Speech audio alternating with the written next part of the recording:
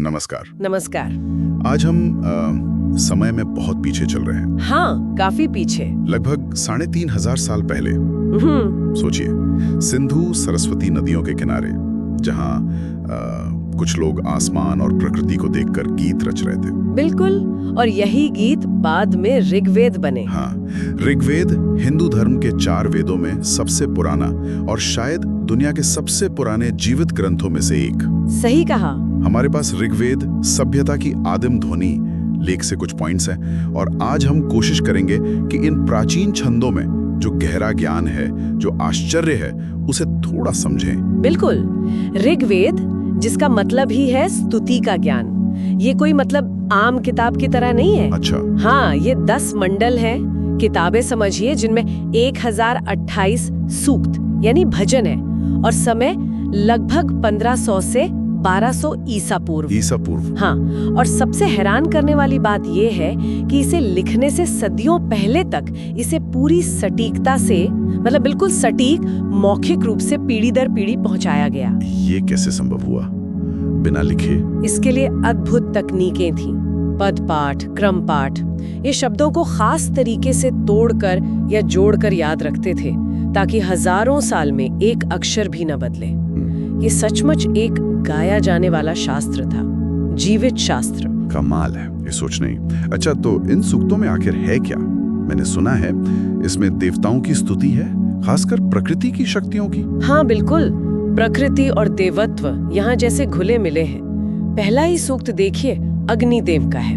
अग्नि जो यज्ञ की आग भी है और देवताओं तक हमारे संदेश ले जाने वाले दूत भी।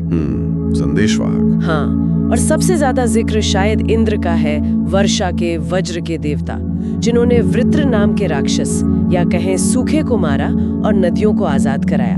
एक तरह से जीवन दाता। अच्छा, वृत्र वाली कहानी। हाँ। फिर वरुण है, जो ब्रह्मांड की व्यवस्था, ऋत जिसे कहते हैं, उसके संरक्षक है, नैतिक व्यवस्था भी। और उषा, भोर की देवी, जो रोज सुबह जैसे नई जिंदगी लाती हैं। तो नदियां, हवा, सुबह, ये सब देवता हैं। हाँ, दिलचस्प यही है, ये सिर्फ तत्व नहीं है, ये जीवित दैवीय शक्तियां मानी गईं। उनकी पूजा होती थी, उनसे प्रार्थना की जाती थी। तो ये सिर्फ तारीफ नहीं है, बल्कि अपने आसपास की दुनिया को समझने की, उससे जुड़ने की एक काव्यात्मक कोशिश लगती है। बिल्कुल। लेकिन क्या इसमें सिर्फ स्तुति ही है या कुछ और गहरा भी, फिलॉसफी जैसा कुछ? बहुत गहरा। इसी ऋग्वेद में हमें नासदीय सूक्त मिलता है, मंडल 10, सूक्त 129।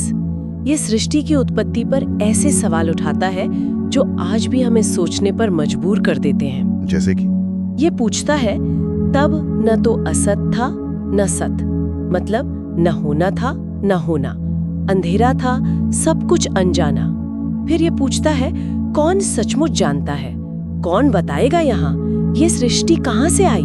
क्या देवता भी इसके बाद आए? क्या देवता भी बाद में आए? ये तो हाँ, ये विनम्रता, ये मानना कि शायद परम सत्य हमारी समझ से, यहाँ तक कि देवताओं की समझ से भी परे है, ये इसे कई प्राचीन ग्रंथों से एकदम अलग बनाता है।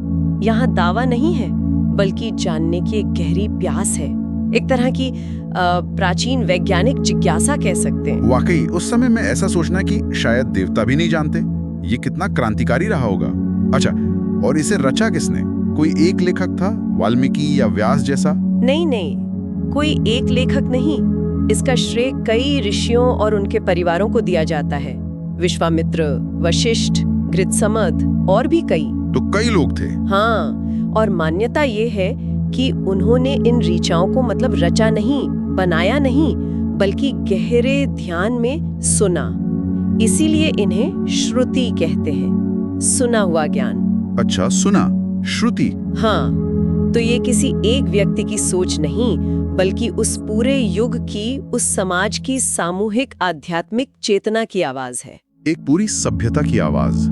ये सुनने में ही कितना बड़ा लगता है। और मैंने ये भी सुना है कि इसमें कुछ गणितीय या वैज्ञानिक संकेत भी हैं। हाँ, कुछ हद तक छंदों की बनावट में, मीटर में गणितीय पैटर्न दिखते हैं, जैसे गायत्री मीटर, जिस पर वो प्रसिद्ध गायत्री मंत्र आधारित है। गायत्री मंत्र। और कुछ सूक्तों में सूर्य की चाल, जल चक्र मतलब पानी कैसे भाप बनता है, बादल बनता है, बरसता है, इन सब का वर्णन मिलता है। ये शुरुआती वैज्ञानिक सोच की झलक देते हैं। और एक और चीज, शायद महिलाओं का भी योगदान था। हाँ, ये बेहद महत्वपूर्ण बात है। इसमें लोपामुद्रा, घोषा जैसी महिला ऋषिकाओं द्वारा रचे गए सूक्त भी मिलते हैं, बाकायदा उनके नाम से। सच में? महिला ऋषि? हाँ, ये दिखाता है कि उस शुरुआती वैदिक समाज में कम से कम विचार के स्तर पर आध्यात्मिक ज्ञान और क्षमता को लिंग से ऊपर माना गया होगा।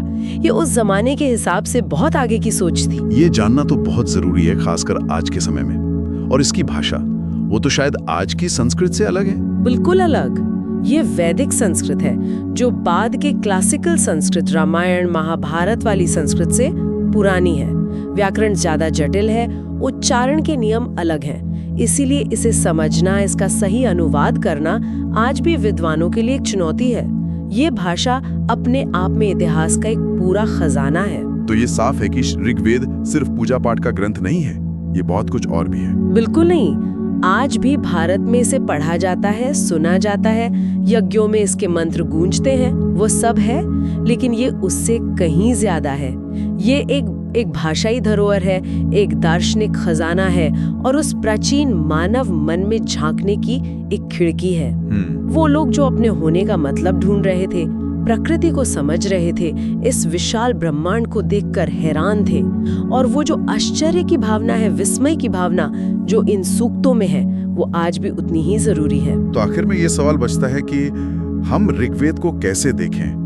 क्या सिर्फ एक पुरानी धार्मिक किताब की तरह, या ऐसे उन पहले इंसानों और इस अनंत फैले ब्रह्मांड के बीच एक लगातार चलते हुए संवाद की तरह सुने?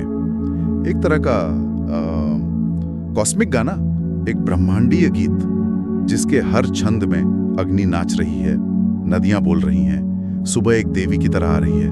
क्या बात है। शायद इसे पढ़ना या सुनना हजारों साल पहले की पृथ्वी की धड़कन को महसूस करने जैसा है।